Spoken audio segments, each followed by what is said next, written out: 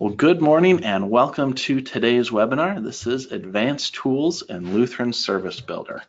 My name is Peter Frank, and I will be the host for today's session.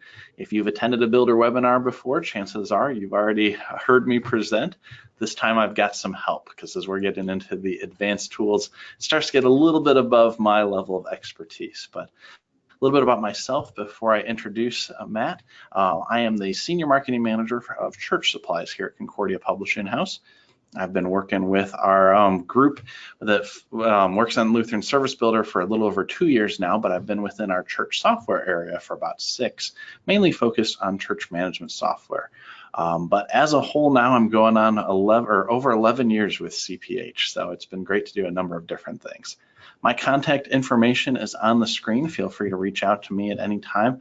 Email is the best way to get a hold of me. Otherwise, my phone number is there and it takes you right to my office, which I always double check is on forward to voicemail during these presentations. So don't try calling me now.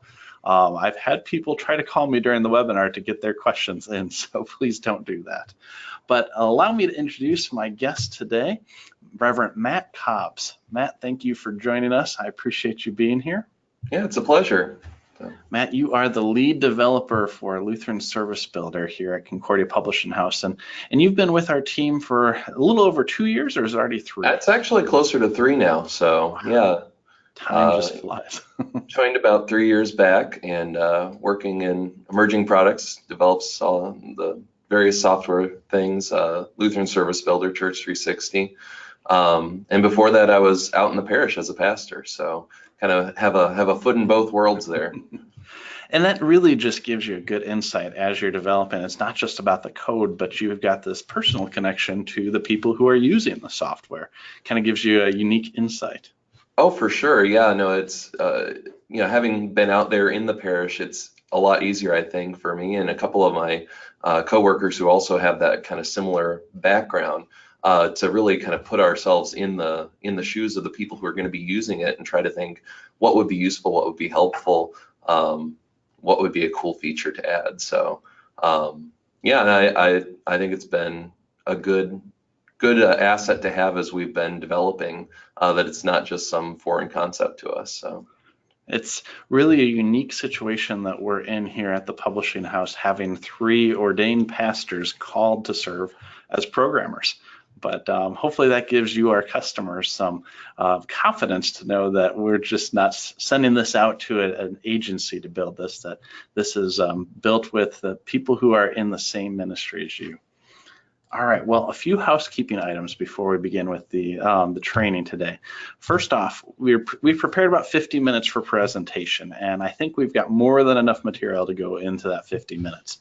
The last 10 minutes are set aside for question and answers. So we'll try to keep the questions focused on the topics here today, and if there's something that we haven't covered that you have a question on, you can reach out to our support team afterwards, and I'll have that information for you at the end. But I know that as we look at advanced things within Lutheran Service Builder, there's a number of different paths we can take, and we can't get them all today.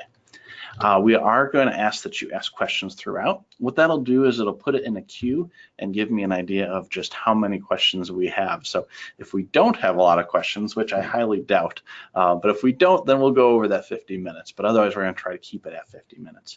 Now, we are recording this webinar, so if you'd like to watch it again after the fact, if there's something you didn't quite catch, or maybe you'd like to share it with somebody else at your church, we'll be sending that out later today. And if you are watching this recording, thanks for tuning in after the fact. I'm sorry you couldn't be here live, but you can still follow up with questions to our support team. All right, I make a few assumptions before every webinar, and my assumptions today are different than they typically are with Builder webinars. Typically, I start at kind of ground zero and work my way up. But today, I'm expecting that you understand the concepts of Lutheran worship, and I'm expecting you understand the basics of Lutheran Service Builder. If you are brand new to Service Builder, this will probably not be helpful to you. It'll probably be over your head, but you don't have to be a full-fledged expert to get good info out of today. We will be starting at kind of the middle ground and working our way to the top from there. Well, I'm also expecting that you have a subscription or a free trial. I know we have a lot of people who use Lutheran Service Builder 2 and are just starting to get into the new version. That's what I'm expecting, is that you've at least got that understanding of Lutheran Service Builder as a whole, whether it's version 2 or the new version. But if you don't have a free, or if you haven't gotten into the new version yet, you can start a free trial today at lutheranservicebuilder.com, and we can work with you to get your Lutheran Service Builder 2 subscription converted to the new version, and we'll talk about that at the end. But let me ask you to tell me a few things about yourself. So I'm going to put out a poll, and the first question is to ask what your primary role in the church is. We know that people wear many different hats in the church. What is your primary role, not a collection of all of them, because we know that that's many and varied, especially if you're in a smaller congregation. So we'll give that another couple seconds to fill up. All right, well, we've got a good portion answered. It's still coming in, so I'll give it another second. All right, I'm going to go ahead and close that off, and I will share those results so that everybody can see who's here today. So we have got about a third are pastors, almost half are administrators, and then some musicians, other called church workers, and other in general. And if you did mark that other, I'd be curious to hear what your role in the church is. So please go ahead and put that into the chat and let us know. That'd be helpful information. Just gives us an idea of who is here today. All right, and the next question that I want to ask is what you consider your Lutheran Service Builder skill level to be. Like I said, if you're a newbie, this may not be as helpful to you, but I think we'll probably have, looks like we're more in the middle range. I'll share these results in just a moment as well. Yeah, it looks like the majority are in that intermediate range. We've got a couple some who are advanced, and then a few who are experts. So that is great. All right, let me go ahead and close that poll, and I'll show you. This is kind of just the sweet spot of where we are going. That if you turn it on 90 degrees, it would be that nice bell curve. So I won't read all those numbers, but very good. All right, well, let's go ahead and dig in. Make sure, oops. Hopefully my screen will go back to sharing. All right. There we go. All right, the outline for today. So we're going to look through some advanced search techniques, and I'm going to share a couple, and then Matt's going to lead me on into some more advanced tools there that'll hopefully help you. He'll walk me through that so that you can follow along as well as he's walking us through those. Then we're going to get into best practices for bulletin formats, and the concepts we'll talk about can be applied to presentations as well, although we're going to focus on bulletins today. And then we're going to dig into custom elements in my worship resources, and that'll wrap us up. We could talk about that in a lot of details, but we want to save time for that last thing, which is question and answers. So let's go ahead and get started. I'm going to switch my screen over. There we go, to Lutheran Service Builder. And if this looks like it's not in a browser, don't be fooled. It is. It's a thing with Google Chrome that you can save it to your desktop and open it in its own window. But that gives me a little bit more space. And then one thing I like to do for webinars is zoom in a little bit. And you can do this as well within your browser.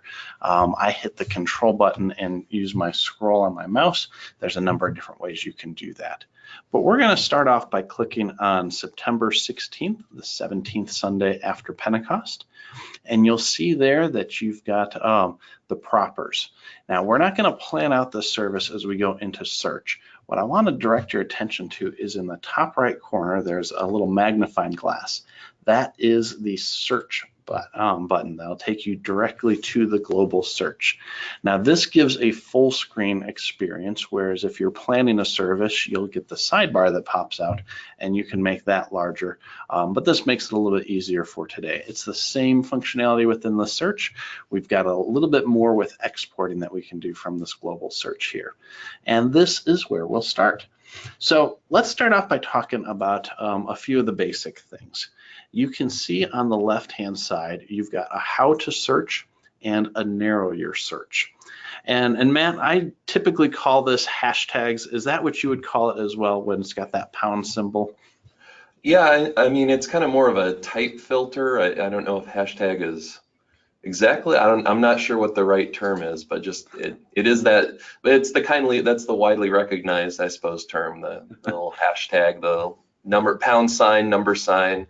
But yeah, those are the type filters. So good. Sometimes I say, depending on which generation you're in, you might call it pound or hashtag.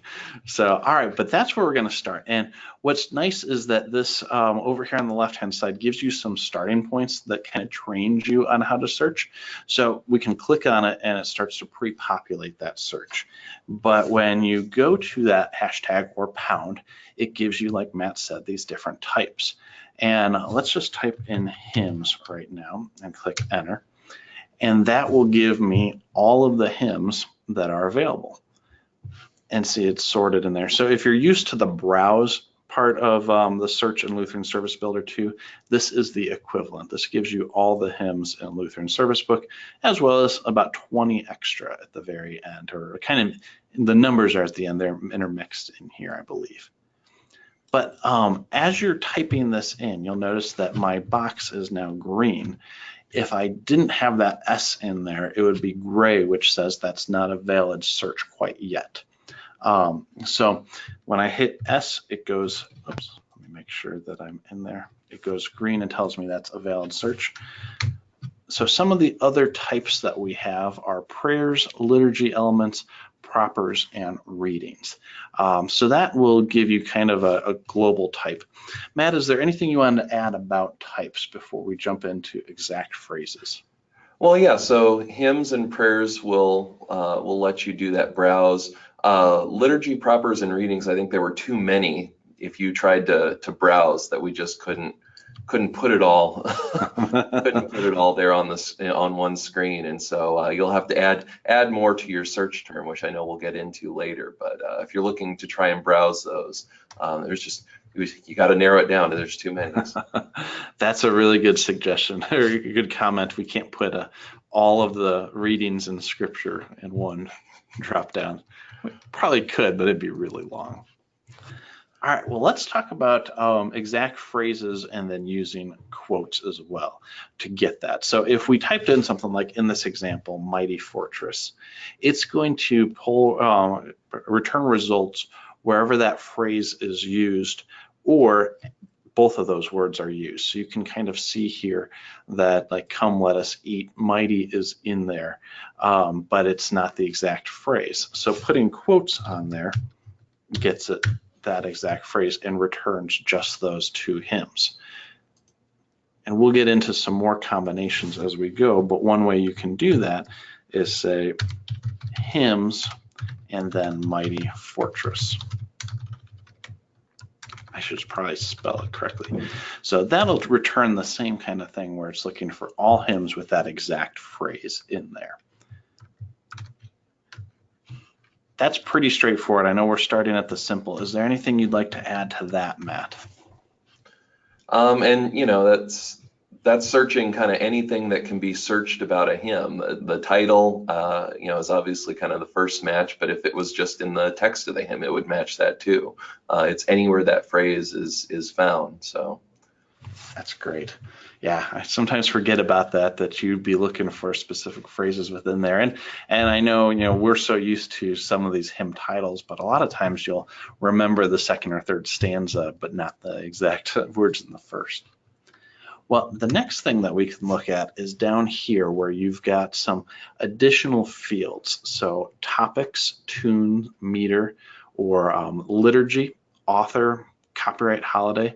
Let's go by topic first. So if you type in, and I click on it, it's if you start typing it in, it kind of pre-fills it. I don't know if you can see that on your screen because it's kind of light, but if I type in TO, then PAC follows.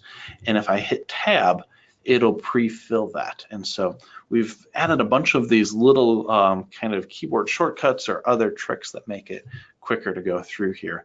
But if you're looking for, like, Advent is the first one on the list, as soon as you start typing that pre-fills it, and it'll show all the different resources that have the topic of Advent. And actually, it goes with just hymns first. Is that correct, Matt? I mean, I think the hymns are the ones that have a lot of the topic field populated, but yeah, it will show more than just hymns based on whatever you search. The other thing is, you notice that as it pre-populates, some of the topics that are multi-word, you put those quotes around it, and that's how you get that exact phrase, that exact topic as you're searching. So that's a really good point. Yeah, there we go, baptismal life. And so even if it's not the beginning of the word, so we're just starting to type in baptism, holy baptism and the baptism of our Lord show up here as well. Yep, and yeah, that tab is really helpful to just say, okay, if that's what you're looking for, tab and go through that. All right, well, let's jump into some of the more advanced things. Matt, you want to direct me where to go next? Sure. We can start by searching for a hymn by number. I was going to take a look at 474. It's my favorite Easter hymn.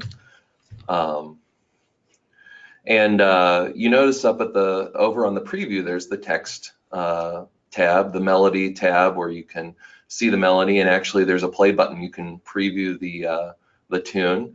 But then there's that info tab, and that info tab is also kind of a neat resource where you can kind of take one search result and use that as a launching off point to find other search results. So for instance, this Alleluia, Jesus is risen, the tune is essentially the same as Earth and All Stars. I don't know if you noticed in the melody tab, the melody, this setting has 4 flats. And so I've run into where I want to sing this hymn, but my organist or whoever's playing is throwing up their hands like, it's 4 flats, what are you doing to me? So if you go to the info tab, you can actually click on that tune name and it'll list all of the other hymns that have that tune. So first of all, those are links you can just click on and it will kind of find those other things. You could also click on meter and it'll find all of the hymns with a matching meter, which this one only has the one other, but you can imagine something that's in common meter or long meter. You know, you come across a hymn, you love the lyrics, the words, but you don't think the congregation's up to singing the tune, you can find another tune this way. But in this case, Earth and All Stars, that one has 2 sharps, and so you can use that to find the different hymn with a different melody. The other thing I wanted to point out about the info tab is when you click on any one of those links, you'll notice that in the search box, it actually populates the search for you. So all of those links, like, it's not magical links that we program necessarily into the program that take you magical, like, no, we're actually just kind of populating the search field and doing a search with the tools that are available to you. So you can definitely kind of play around, and this info tab is a great place to kind of see not only related information or related texts or anything like that, but then just kind of demonstrating the power that we've built into the search functionality. And so you'll notice you've got, yeah.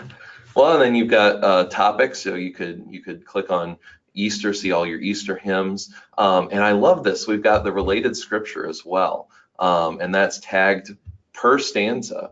And so you can find, like, let's say you're in Easter and you want to preach on Revelation, and you could just click on one of those, and it gives you, again, not just hymn results, although you do get hymns, but it shows the pericope. You can actually read, and then any of the readings that kind of overlap or match that, any of the propers that overlap or match that. And so you can really kind of take one starting point in the search and find a number of related resources, just kind of going through that info tab. I like that you can put in either a single verse or multiple verses, but it doesn't limit you to just that search result. Like you said, it'll be any related scripture. So you can see there that, like, On All Saints, it's 9 through 17, or an alternative reading is 2 through 17. Yeah, Really and it just kind of checks if there's any sort of overlap there, which kind of lets you cast a wider net as you're looking for, especially with Scripture, kind of where it's used in the church here, and all the different resources that might be touching upon that. So very cool. Excellent. Well, should we look at some combination searches? That's where it really gets very powerful. yeah, for sure. So we could search again. I think one of the examples is we'll search for an author, Martin Luther. And so you can just search the author field there, Martin Luther in quotes. But then, Martin Luther wrote a number of things. So we could also just search for the things that have a topic of prayer. And this will get you the Luther hymns that are under prayer. And you could do the same thing with topic Christmas, or you could combine it with something else where you could see just kind of all the different combinations. Because you can even then put in something like, I don't know, probably Our Father is not the best example. I'm thinking of 2-letter words. Well, yeah, Father welcomes. Does that show anything?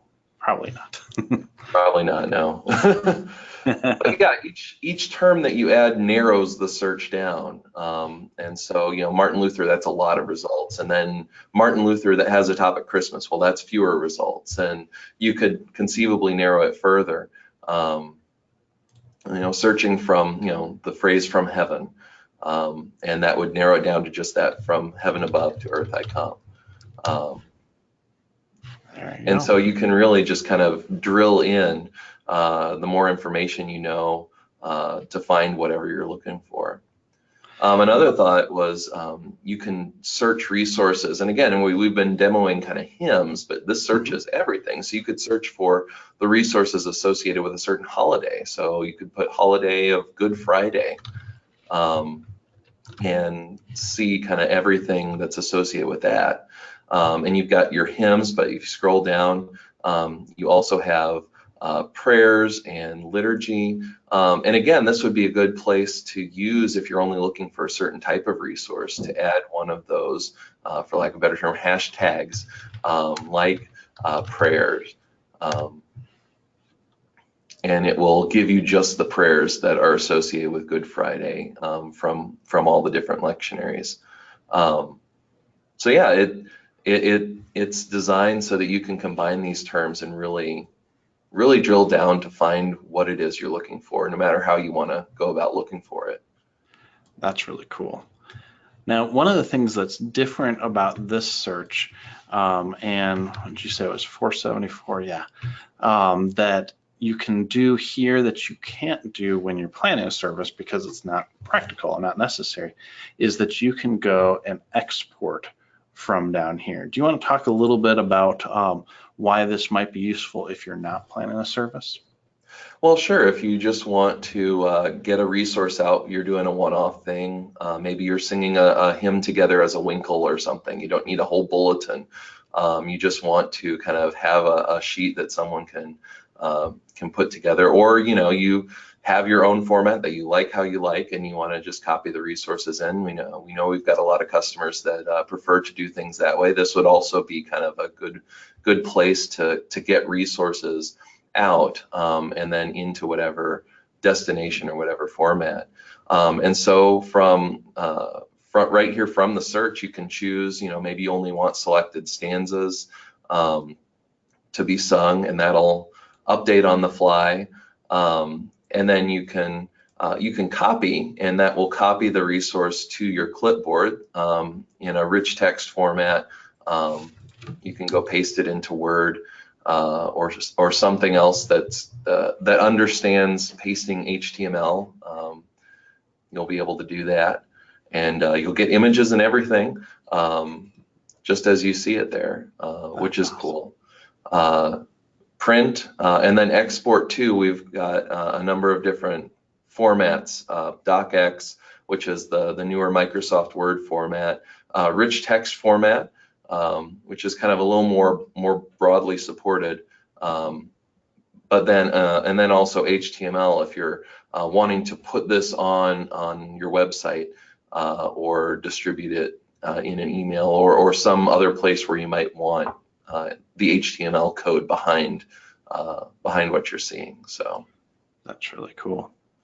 And what I like about this from a business standpoint is that this is all right within the copyright restrictions. So if you have that HIM license, it automatically reports your usage as you go, so you don't have to think about that anymore. And if you don't have the HIM license, it'll let you know that, well, we need some kind of license, so go ahead and enter that. So it's not a shortcut or anything like that. It doesn't add additional work on the administrative side. It does that all right there, no matter which one of these kind of export, print, or copy that you use. Well, and one of I think the desires for Lutheran Service Builder from the get-go was to make it easy to do the right thing. So right, exactly.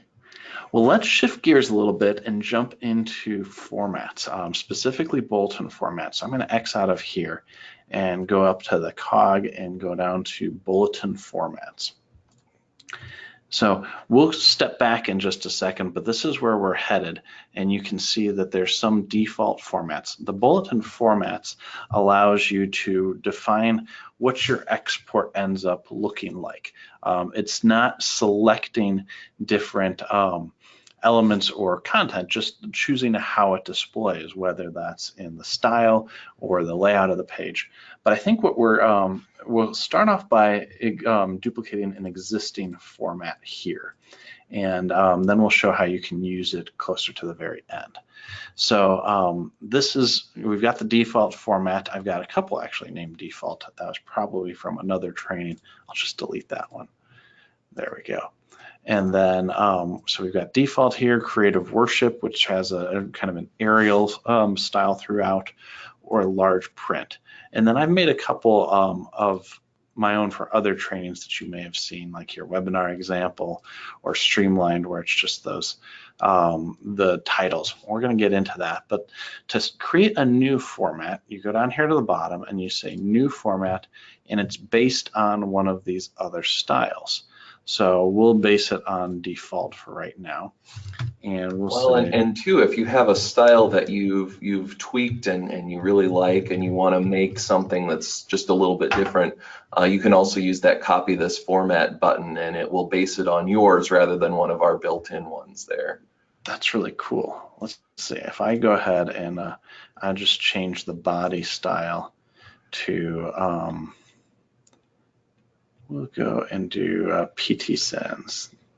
That's a Google font, so I'll save that. And then I go to copy. And so maybe this one we want to make as our large print. And we'll just change that a little bit, save it. So now I can toggle between these, and they're very similar, but like you said, that's based on mine. Mm-hmm. Mm-hmm. Well, tell us a little bit about some of these tabs over here. The style one makes good sense, and the layout's not too difficult. That's really the export, and we'll look at a few examples of that, but I'm really curious if you can go into more explanation on the content tab here. Yeah, well, the content tab is showing you what content is available and how it looks, and not like in the font kind of sense, but kind of almost which content you want selected. So there's visibility toggles on all of these. So each part of the service you can toggle whether it even displays or not, which is helpful if you want to make, if you want to have your full service, but then have a different bulletin format, and that's your just reading insert, where you turn off everything, toggle everything off except for the propers, except for the readings. And then instead of creating a whole nother service and a whole nother bulletin, you take the same service, just put it in this bulletin format, export it, and then that's all there is to it to create a readings element. Or you could have where you don't have necessarily the Lord's Prayer or everything printed out. You just have the heading, but then you can toggle what content is shown and print out kind of a more walk through everything for visitors bulletin. I've heard of folks do that. So besides toggling on and off, there's also that that content kind of radio button bar where you can kind of pick how content is displayed, and you see the A, that's display the text. The two eighth notes there, that's display the melody. That other one with the kind of multiple quarter notes, that's displaying the setting, which not all the resources have settings, but for those that do, that's kind of the full part, not just that melody line, but all 4 parts, which some people I know are like to be able to sing in harmony, like to have that setting there. Or you could pick that other one, which is the empty box, which is, you know, display no content, just display the heading, the caption rather. And so you can kind of set those defaults, again, for if maybe you like to print out the melody every week, or maybe you like to just print out the words, or maybe you just want the headings. And you can toggle all of that here in your bulletin format on the content tab. Yeah, then there's that show caption, and there are 3 options for that. Default is just kind of like, well, whatever the liturgy wants to do. If the liturgy wants to show the caption for that element, do that. If it doesn't want, do that. Or you can say, no, always show the heading, always show the caption, or never show the caption. And so you can do that for liturgy elements, you can do that for hymns, you can do that for the propers and readings. And then it'll respect that as you go and do your bulletin. The other thing is pardon me, Matt, when you say default, you're talking about what is in Lutheran service book, right? Or is it different than the actual printed hymnal? We've tried to keep it as close to what's in the printed Lutheran service book as we can. Though I know, like, for instance, there can be extra information there that isn't in the printed service book. So, for instance, I know, like, the invocation and then confession, absolution, that all kind of flows in a lot of the divine services. And so in the printed book, there's not a separate heading for confession or an exhortation and confession, absolution. Like, there's not necessarily a separate heading, but maybe you want to kind of call out those as separate parts. And so you can toggle that on, and it'll show the caption, and it'll also show the sub caption, which is that part over to the right there. So you kind of got the caption on the left and then the sub caption on the right. And that kind of is able to provide extra information. And you notice it's kind of a weird text there in the sub caption.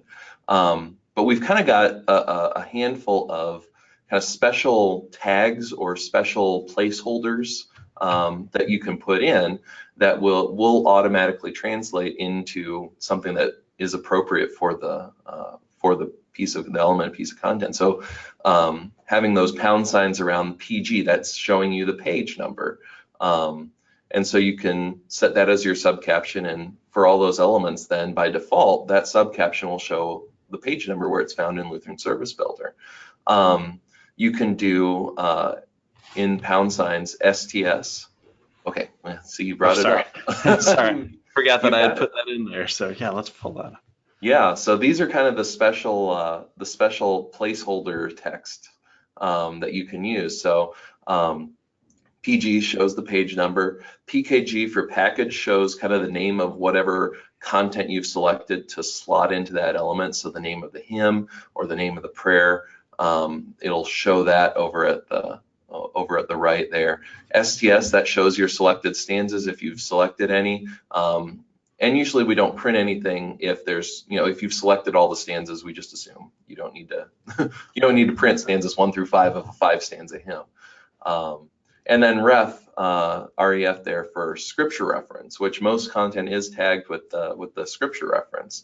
So again, like the exhortation part of the confession absolution, you can show that scripture reference if you show the caption and the subcaption and set the subcaption to that REF.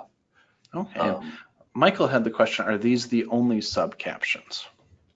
Well, no, these are kind of the special placeholders that we have built in, but you can put in whatever text you want, and you can combine these into and do multiple ones. So if you want the page number and stanzas, you can put both of them in there, and that will. I don't know if that works for liturgy as much, You're right. I was found but that it wrong. makes sense for hymns if you want to do like the have the hymn number repeated, and then have the stanzas as well. You can do that. Or if you want to add your own text, you could put LSB if you want to put LSB before each of those and really drive home this is from service book. And so you can put any text that you want there. And so these are kind of what every element will get by default when you put it there in the bulletin format. All right, very good. And especially as you're doing the format, you will want to be careful with the custom text in there. But once you're in the actual service, you can do that by element, right? Yeah. Once you're actually editing a service, and say you want one of them to be different, you can just edit it inline there, and it'll affect just that one element. So these are kind of more like the defaults for when you create a service, it'll do this kind of automatically. But then you can go back and tweak it later if you want, element by element. That's very cool. Well, let's look at a couple practical examples of this. I know one that we often have questions on is related to the layouts and this folded button here.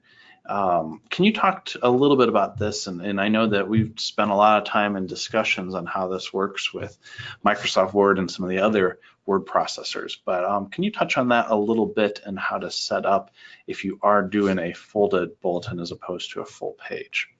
Yeah, so you can click that folded checkbox and it will try to assume whatever you're doing the rest of it. So you probably want to change it to landscape, unless you want a very skinny bulletin.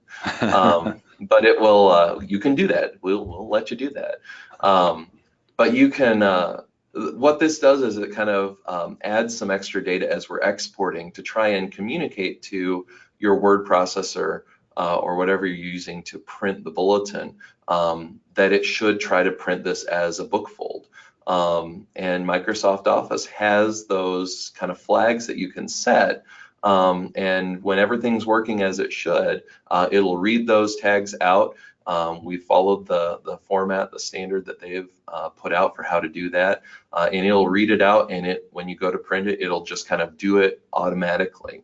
I know we've run into some issues. It's a bug with older versions of Word. Sometimes it doesn't read that flag correctly. But you can also, there's a flag that we set in the RTF export. And we found that for people using older versions of Word, they can export the RTF, and often that it'll read it out of that correctly, even if it doesn't read it out of the Word file correctly.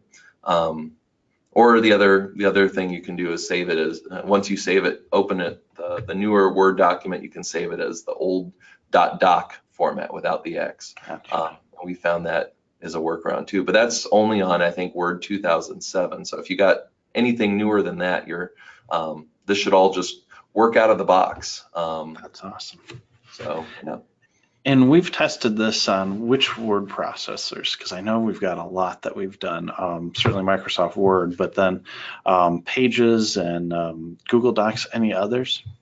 Those are the main ones. We've done some testing with Pages on the Mac, and then Microsoft Office, Microsoft Word, primarily on, well, for any of those platforms. Google Docs has very limited formatting, especially with a lot of this page layout stuff. That can be kind of limited, and so we weren't quite able to get an optimal experience for that. But we did try it and see kind of what it looks like, whether that's something that people are going to have an easy time with or not. And so, yeah, mostly it's that. We did look a little at Open Office, and again, it's reading the same format as as Word, because they've published that. That's how that format works, and so it should be able to read out and work as expected. Some of the page folded, some of that page fold and that kind of stuff, other word processors don't always do things the same way.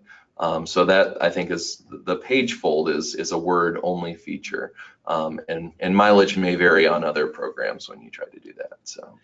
And that hopefully explains how complicated this is, that not only do we have all these different word processors, like you mentioned, some of the older versions operate differently than the new versions, and so it's exponential, all the potential scenarios that we're trying to address. So you guys have done a great job of programming for as many as we can, and we know that the market is going to continually change as things grow and there's newer versions released, so we'll do our best to keep up with that. But great work on handling so many of those. As I'm looking at our time, we're already cutting in a little bit. Let's real quickly talk about that readings insert format that you had mentioned before. So let's say I'm going and creating a format from the default, and I'll just call this my readings inserts.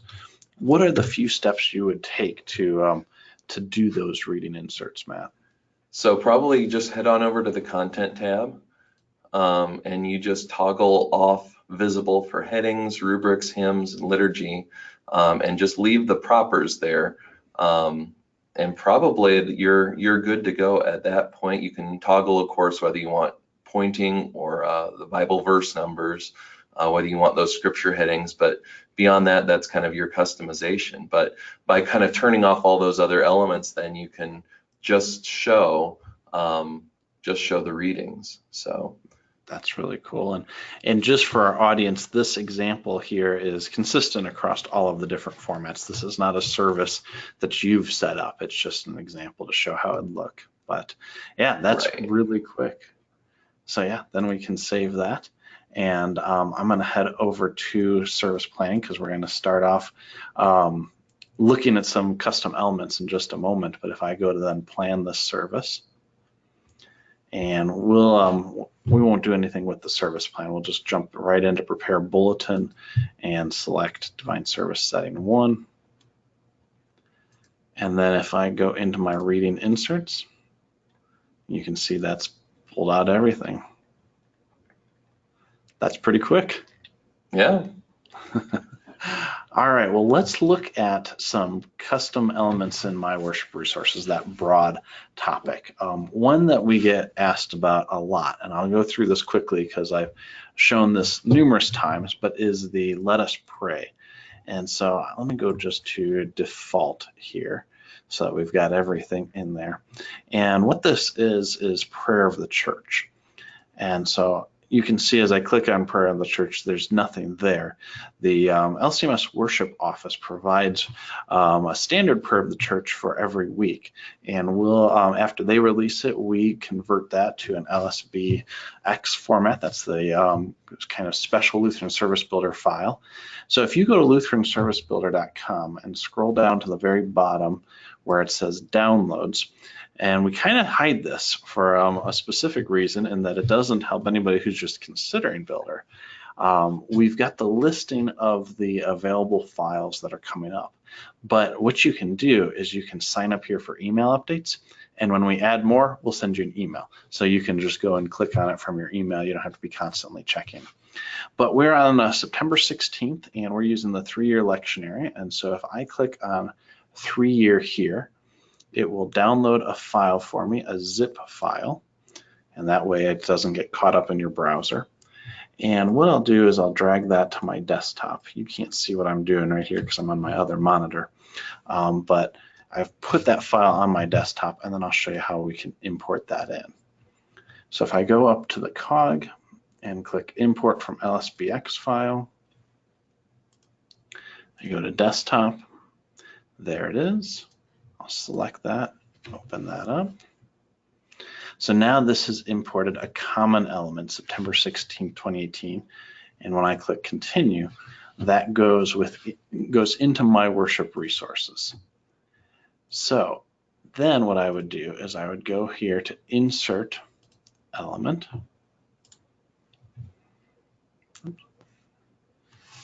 And look for September 16. And there it is, September 16, 2018.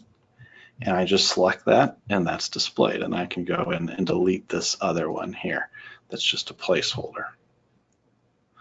So that is kind of the common custom elements, but let's dig into My Worship Resources a little bit more. And this is our last topic. We may go past the 50-minute mark just because I've kind of delayed us as we're looking at things. But to go into My Worship Resources, I click the cog and I go to My Worship Resources, and it's under My Common Elements that this one has come across.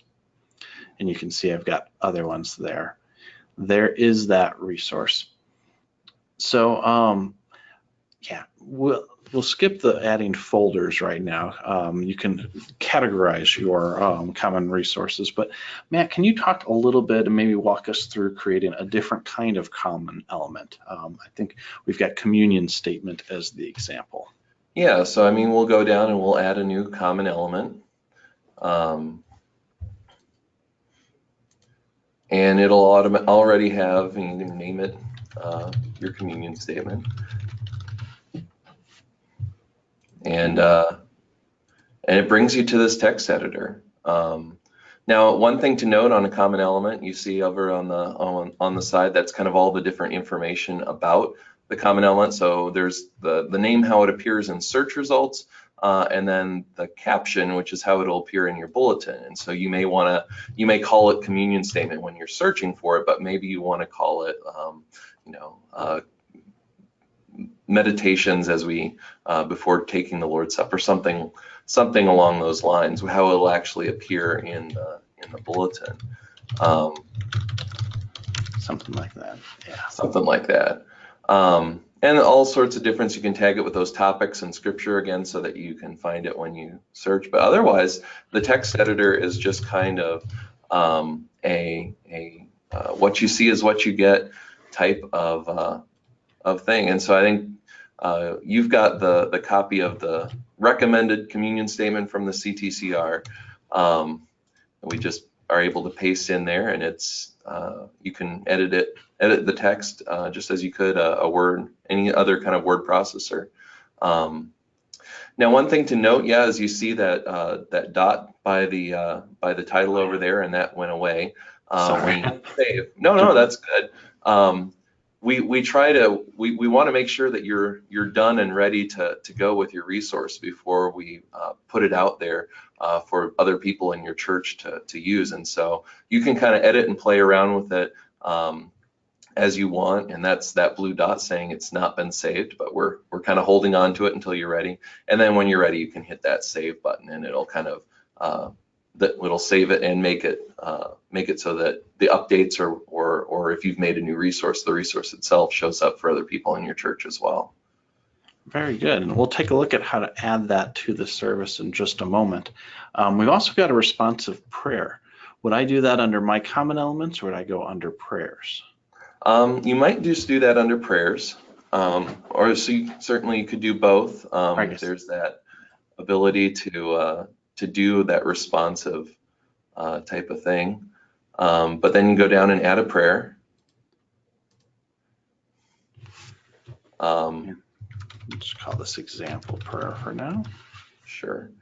And then we can, again, just paste in the text. I think I sent before. But then you can kind of click on on whatever paragraph. So that first line, probably we want it to be spoken by a pastor or a leader. And so we can just click that, and you've got that response icon there with it as well. And you can highlight it. You don't have to highlight it. It just kind of takes whatever paragraph you're working with, and it will convert it to that when you choose from the drop down. That's cool. And just like that, you've got a responsive prayer done in that kind of hymnal Lutheran service builder style. That's cool. And still I can add everything else over here. Under here where it says text and name, what is that? Yeah, so you notice there's that text tab up at the top. You can actually add other versions of the same content. So if we had a setting, for instance, of this to be sung, we could add the melody. And then that name down at the bottom that's text, so that's renaming that that tab. That's cool. So that as you're choosing in your bulletin, it'll show, okay, here's the melody version now is what it'll show. And so you can kind of have different representations, as it were, of the same resource by adding different content like that. Very cool. And this would be especially helpful if you're doing hymns. And I think we probably don't have enough time to do hymns today. But yeah, that's cool. So you're almost modifying the interface a little bit to match what you might see in some of the out-of-the-box elements. So Absolutely. Cool. Absolutely. All right. Well, let me go ahead and close this, and we'll show how you can add those in. Oops. Taking just a second here. So these are now available. So if I won't worry about placement right now, if I go into insert an element and I click there, then I can go into search for a communion statement, and that adds that right there. And this is the sub caption that we were talking about before.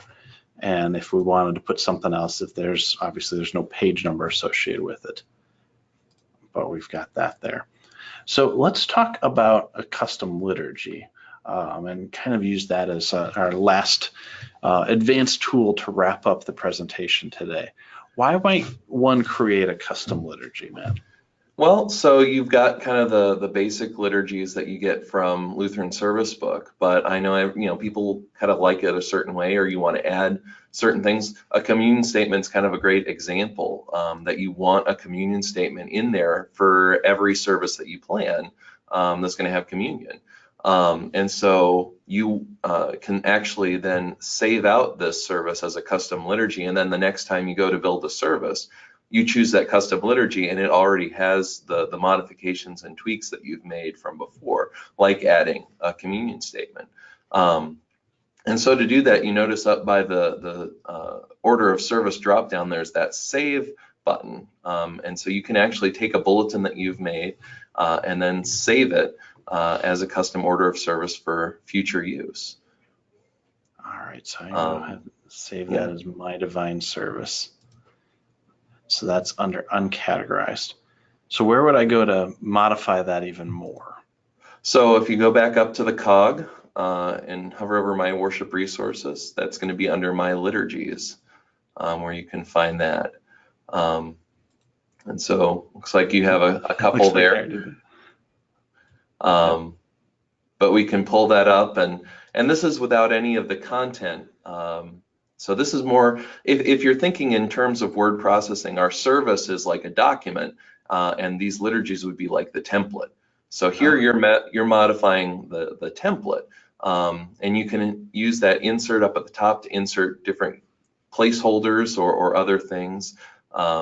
If you wanted to take that communion statement and move it someplace else, you can drag it up and down and reposition that. Sorry, I jumped ahead. So yeah, you can drag and drop it from both places. Right. Okay. So, and then when you hit save, it'll save it, and then you can go back and when you're planning a service next time, it'll use this template to build that service. So if I wanted to delete something in here, how would I go about doing that? So that'll actually be over on the right-hand side in that inspector panel. And you see next to the rubric, there's what you have selected. There's delete, and that'll actually delete that. Now something worth noting, like if you've deleted something and you're like, oh no, where's it gone? You can go down and hit that reset button, and basically between saves, you can always kind of go back to your last save, your last time that you've saved. We try to save automatically in the background, but again, we don't make it live until you hit that save button. So if if the power goes out, your work isn't lost, it's all there, but but that way you can still kind of go back and control when it's available, or when you kind of have those save points, as it were. That's cool, and that's different than what we've had before. The last thing I wanted to ask you about, so when I click on an element, even like here, Confession of Sins, that's coming straight from Lutheran Service Book, but it looks like I can modify that. When I'm modifying that, what am I doing? Well, you're kind of creating your own, kind of spinning off your own copy of it. So right now it is pulling from Lutheran Service Book, and if you don't modify it, like if we went back and fixed the typo, you'd get that update for free. But as soon as you modify it, you kind of spin off your own copy, and now it's yours, and you're going and you can modify the text or tweak a wording here or there, and that's something you can do, or add some extra spacing as well. And so now you've kind of got your own custom version that you're able to tweak without necessarily tweaking everyone's copy of Divine Service Setting 1. That's good. Absolutely. And now, does that tweak all of my Divine Service Setting 1, or is it just for this liturgy? For the services that are based on this liturgy, that'll be tweaking it. Very cool. So I know we've had that request before, like how do I modify the liturgy? Do I just have to do that in Word? When really this is the best way to do that. You'd create your own custom liturgy, do that once so you're not making the same updates over and over again, because I know some of it is just spacing or formatting. This is how you can do that without always having to remember to do that again in Word. So very cool. Well, I feel like we've still only scratched the surface on My Worship resources, because there's so much more that we can have here. But I know some of those questions have come up in our queue. So let me do a few last slides and we'll jump into the questions then. So those are the sub-captions. Again, if you haven't already started your free trial, you can go to LutheranServiceBuilder.com. If you are currently on Lutheran Service Builder 2 and you're wanting to move online, the way to do that is to set up a time to talk with our software consultant. And what that'll do is give you this link here, and I'll put that in the chat for everybody as well. So if you haven't moved to the online version, there we go. If we haven't moved to the online version there, you can go ahead and enter your email address, set up a time to speak with one of our software consultants, and they'll help you get up and running on the new version. All right, so I'm going to skip through a little bit and get straight to the last slide here with the contact information while I take a look. And I'm sorry, I'm just seeing now the comments related to the looks like I had stuck with the title slide for a little while at the beginning, so sorry about that. It was mainly all you missed was the words of what I was saying. So looks like I noticed that when I went to share my screen, I thought it accidentally paused. All right, let's take a look at some of these questions here. All right. So one you've already answered, Matt, for Carolyn, who's left, but for the advantage of everybody, Carolyn was asking about Media Shout 6, and that is still in development, right? Oh yeah, I'm working on that right now. Well, hopefully not right this instant. Well, no, not right now, but no, that's currently what we're working on, and so that should be coming very soon. All right, very good. Well, so Pam is asking if we'll provide the slides for the presentation. We will provide that for the recording. Since I kind of left out some of the slides, I do apologize for that. I may see if I can plug those back in again. But all right, this Nathan had the question. He said, this may be addressed later, but I've noticed that when I save a custom liturgy and then use it again, the Lord's Prayer has the title but not the content. This was a liturgy based on Divine Service 2. Matt, what might cause that? So if let's see, probably the Lord's Prayer there is a prayer, and when you save a custom liturgy from a service, you're going to be getting, let's see, yeah. So it's a prayer. You're going to be getting that placeholder, but not always the content that's assigned to that placeholder. And so that would be my guess. Is that's kind of what happened there, is that the prayer placeholder was there, but the content didn't necessarily come over. Okay. Which is, if you have kind of a hymn slot, that's exactly how you want it to behave, because you don't always want to sing the same hymn every time. And for prayers, that's usually the case as well. You don't want the same prayer of the day every Sunday. The Lord's Prayer is a little bit of a different case, I suppose, in that respect, because it doesn't change from Sunday to Sunday. So like here we've got these option columns. If we pulled these out as individual elements, then they could be modified and stay that way, as opposed to having the option of choosing from service book. Oh, sure, I see what you're saying. Yeah, for sure. Because right now in service book, you have kind of, it's representing the left column, the right column. And if you always just do one column, you can pull that out and kind of get rid of the option, so you don't have to make that choice each time. Okay.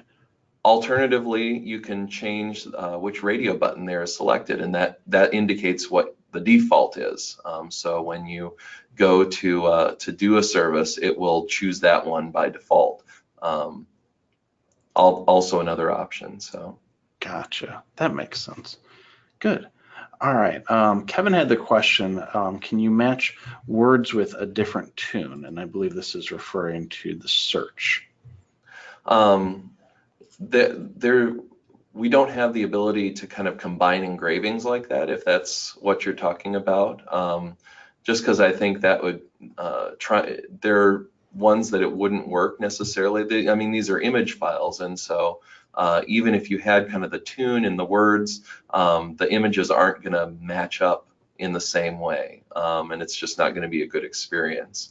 But we know that's something that people like to do, so it's I think something on our radar for further on down the road, to see if there's any way that we could do that without the music department having to do every combination of every hymn with every tune that it works with. That probably wouldn't work out so well. Just too much. And I think that's probably one of those things that is not maybe fully understood, is that while this is coming out of the computer software, it is an image itself that's predefined. It's not being generated on the fly, and so these are connected together.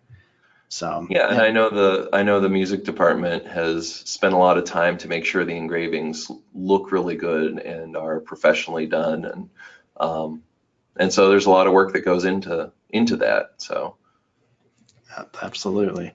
Well, we've got some more questions here. Timothy is asking, is there a way to sort the search results? So if you are searching for, let's just say, topic Christmas. There we go.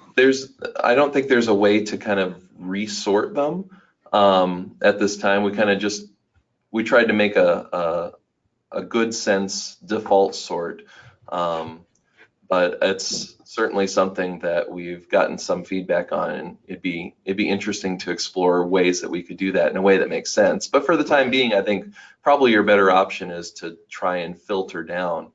So if you're not interested in hymns, you're interested in Christmas prayers, then you do the filter instead. I don't know if we have them tagged, so that was maybe a bad example. But, yeah, probably with top. Right, yeah. But yeah, so duly noted.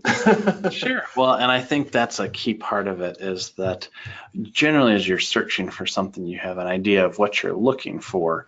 And if you don't, and you're just browsing, it's going with that default sort, like you said. So yeah. All right. So Joy is saying she wants to copy the hymn lyrics into Word, but not the musical notes.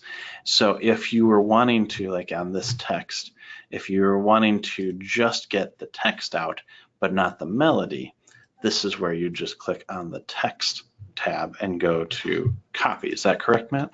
That's exactly right. So copy, print, export, that's getting you kind of what's being previewed there on the screen. So to get to just the text, you change tabs. To get to the melody, you switch over to the melody tab. And so kind of what you see is what you get. Very good. All right. So Michael's saying is now we're moving into style or formats. Is there a way to not have the hymn number before the title when you have it in the caption as well? So let's go over here to Bulletin Formats. And so I think and I think that's built in the. I think that's built in the data to the caption, and so that's not something we're generating on the fly. That's kind of how it's named in our database, and so I don't know that there's a way to remove that number. Yeah. So if it seems like it doesn't put the page number in there and the sub caption if it's in the caption. Does that sound right to you, or is the preview not sure? No, I wonder if you need to scroll further over on the preview, because I think it's over to the right. It's just on the screen. It's hiding. This zoomed in approach is what is messing me up. Good call. All right. So we've only got a few more minutes and we've got several questions there. What we'll do is we will share this with our team to answer any, because we've got a lot that are coming through here. But let me look for at least one or two more that might not be super lengthy. So this is one that we get commonly. This is from Reverend Olson. In the liturgy, can I get text for the pastor's part since I don't chant, and melody for the congregation's response? I know that's not a simple answer, but if you could give a summary of that, Matt. Well, the simple answer is coming soon. But the more lengthy answer is that, yeah, that's a common, as you say, a common request. And so besides kind of just the melody content type and the text content type, that's all kind of one or the other, the music department is working on going through and putting in content that is just, as you say, kind of the pastor's part spoken and the response sung. And so that's content that's still kind of being put together, and as soon as it's put together, it'll be making its way eventually into Builder, but we don't have a time frame on that right now. So. Sure, absolutely. Now, one thing that you could do is add in your own under common elements if you wanted to, by saving the images. It's a little bit of work, but that is probably probably the best way to go about it right now, don't you think? Yeah, for the time being, you'd probably export the full thing to Word, and then you'd be able to kind of get the individual image pieces and put in just the ones that you're interested in back into a common element or what have you. So. Okay. Well, the last question. Yeah, but I was going to say, before you do all that work, just know it's coming soon. So. Yeah, good point. All right, well, the last one is probably a good one to wrap up on, and it's not so much about the software, but Janet is asking, have you thought of traveling and doing seminars instead of webinars so we could have more hands-on learning? And I would like to kind of turn that back onto our audience, because we've got a large group here today. Is that something that you would be interested in attending and even traveling a little ways for? Generally, we've done that with some of our other software, and there would be a cost associated with it. But typically we provide lunch and things with that. We haven't done that for Lutheran Service Builder because the focus has been on releasing. But as we look ahead towards 2019, we've been considering that. I'd love to hear your feedback if that is something that you'd be interested in doing. It's hard because we have such a broad customer base across the US. So we've tried to find pockets of places where there's lots of Lutheran churches. So we've done seminars here at St. Louis at our headquarters, in Fort Wayne near or on the seminary's campus, and even before in the Milwaukee area and others. So I'd love to hear that. I think that's a good note to kind of wrap up on, and then we'll answer the other questions after the fact. So please go ahead and put that in the chat as we wrap up. I'm going to go back to my contact screen. If you have any follow-up questions, please go ahead and send it to us here. But otherwise, Matt, thank you very much for joining me today and leading us through this. And yeah, my pleasure. Yeah, appreciate you taking time out of developing that media shout thing and sharing some of your insight. And to our audience, thank you very much for taking time out of your busy day. We hope this was helpful to you, and stay tuned as we'll continue to have more training webinars and potentially seminars on topics like this. So with that, we'll wrap up. Have a great rest of the day. Thanks. Bye.